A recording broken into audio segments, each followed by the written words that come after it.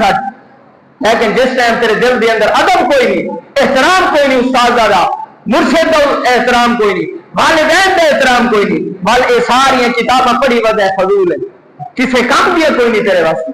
اگر انہاں نو پڑھ، تیرے دل دے اندر ادب ہوے، استاد دا ادب ہوے، اکھو والدین دا ادب ہوے، مرشد دا ادب ہوے، بل وانتے تیرا علم کامیاب ہو سی۔